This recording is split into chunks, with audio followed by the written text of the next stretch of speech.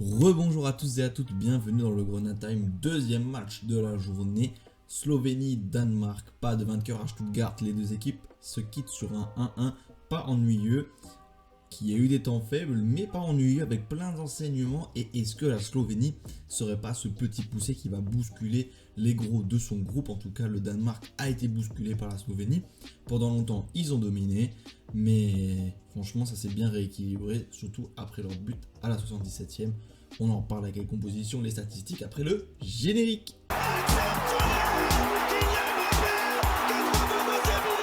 Centre en retrait et but. Pas peur, on dépasse.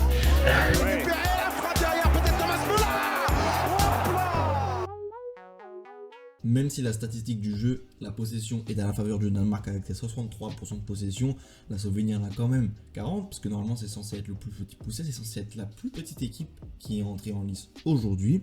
En attaque, ça s'équilibre avec 14 tirs pour le Danemark et 13 pour la Slovénie, 4 cadrés pour le Danemark et 2 pour la Slovénie. La Slovénie, qui est la première équipe du championnat, a évolué dans un 4-4-2 bien statique, bien classique, emmené par deux têtes connues qui sont Oblak, le gardien de l'Atlético Madrid qui fait l'unanimité et qui a fait une bonne saison avec l'Atlético, et Šeško qui est le buteur un peu montant slovène du coup de Leipzig. Face à un Danemark qui a été renouvelé entre la Coupe du Monde et cet Euro en 3-4-2-1, système qui leur est propre, naturel j'ai envie de dire, emmené par des ailiers, des pistons qui sont très à l'aise, notamment Christiansen, figure majeure du Bologne de Thiago Motta, qui a fait une très bonne saison, qui s'est qualifié en Champions League, qui a produit et où il y a beaucoup de sélectionnés, j'ai l'impression, cette année. Mais aussi Rasmus Højlund, le buteur de Manchester United, et Eriksen, le milieu de Manchester United. Match un peu plat jusqu'à la 16e minute, où une frappe de Šeško passe vraiment pas loin du but. Là on se dit première occasion, jusque là c'était un petit peu plat, et directement à la 17e minute, sanction directe, touche rapide des Danois, les Slovènes ne suivent pas, et sur une déviation de Wild pour Eriksen, il frappe et marque dans le but face à Jan Oblak, qui n'est pas fautif, c'est plutôt la défense qui n'a pas suivi. Les actions après sont à la mettre à faveur des Danois, notamment Eriksen sur coup de pied arrêté, il faut faire attention à sa patte, à Christian Eriksen qui est toujours la même s'il ne fait pas l'unanimité à Manchester United, sa patte est toujours aussi soyeuse. Mais il y a eu quelques contre-attaques, quelques attaques bien menées par des frappes et par des bons déplacements qui sont emmenés pas par Šeško, mais par le numéro 9, Storar, qui peut être une révélation parce que ça peut être le petit poussé. Les Slovènes, je vous le dis, ça peut être le petit poussé qui bouscule les géants. Dans ce groupe C, qui verra après le prochain match opposer l'Angleterre à la Serbie.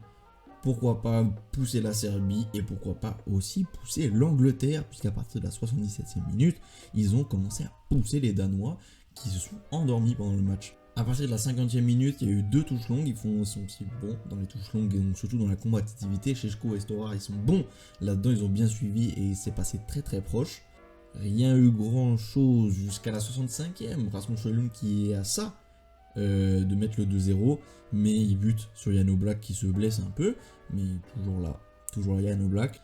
Et enfin 74e, sur un coup de pied arrêté, Storar est tout proche d'égaliser. Et à la 76e minute, encore un danger, Šeško à peu près aux 20 mètres déclenche une frappe qui fracasse le poteau de Peter Schmeichel qui est battu. Là franchement c'est juste à mettre au crédit de l'attaquant qui a fracassé le poteau et qui donc a ça de marqué. Mais du coup ça engrange un temps fort, ils engrangent de la confiance, ce qui font que la 50e minute est leur deux touches longues. Et à la 77e minute, sur un corner qui suit, pas de reprise de tête comme c'est arrivé deux fois avant la mi-temps.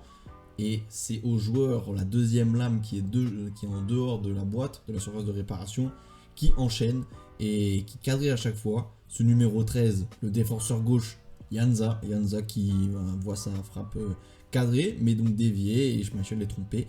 77e minute, c'est eux qui engagent de la confiance, ils reviennent à 1-1, et ils auraient pu mettre ce deuxième but. Franchement c'est dommage. Et franchement, il y a eu deux visages et ça se voit, il y a eu une grosse progression. Quand les niveaux de confiance se sont inversés et je préfère une équipe qui termine mieux et qui du coup peut se dire il y a quelque chose à aller chercher dans les prochains matchs, c'est la Slovénie. Si en plus ils ont un grand gardien derrière qui a pas pu trop se montrer aujourd'hui, mais en tout cas là qui a fait le taf, et bah pourquoi pas, emmené par un attaquant qui a l'air star et surtout une doublette qui marche bien. Les deux attaquants sont performants, Storar et Šeško. À suivre la Slovénie, à suivre dans ce groupe C.